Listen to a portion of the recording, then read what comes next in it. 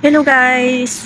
Welcome to my YouTube channel. To this video ay share ko lang kung yung may nagtatanong na ano daw ang age limit sa pag-apply dito sa Malaysia. So actually guys, hindi po ako nag-endorse ng mga agency. So sa pagkakaalam ko, 23 hanggang 40 years old yung first timer. Tapos yung ex-abroad naman ay hanggang 42 lang. Pero much better na magtanong kayo sa mga agency na malapit sa inyo. So, wala po akong agency na ma-endorse sa inyo kasi yung agency ko kasi matagal nang yung agent ko matagal na kami hindi nag-communicate. So, wala akong update sa kanila.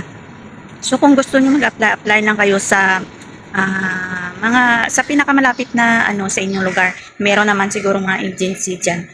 So, yung applyan nyo, yung priority ay Malaysia, papuntang Malaysia. Kasi kapag halimbawa priority nila yung Saudi Arabia, tapos meron ding Malaysia.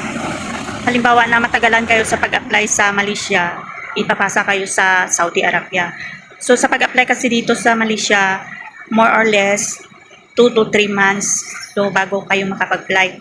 Kasi ako nung nag-apply ako, 2.5 months ako bago ako nakapag-flight kasi matagal ako nakakuha ng employer. So maybe 1 month pa ako nakakuha ng employer. So yun.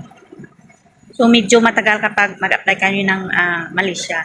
So okay naman dito, halos naman dito ay merong mga day off. Pero yun nga lang, meron silang day off pero hindi sila pinapayagan na lumabas. Kasi yung mga amo, syempre, worry din kapag lumabas ka na wala kang kakilala dito. So dapat meron kang mga kakilala dito para hindi din mag-worry yung employer mo sa pag-agree na lumabas ka.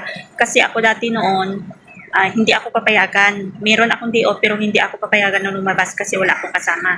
Tapos sabi ko na meron akong pinsan dito at sa kapatid. So yun, pinayagan ako na lumabas. So yun lang guys. Today ay day off ko ngayon. Tapos hinihintay ko lang yung kasama ko dito. Nandito ako sa labas. Kasama ko si Ning. Ning! Dito ako sa pasar. Hinihintay ko yung mga kasamaan ko dito kami makita. So yun lang guys. Thank you for watching my YouTube channel and please don't forget to subscribe. Thank you and God bless.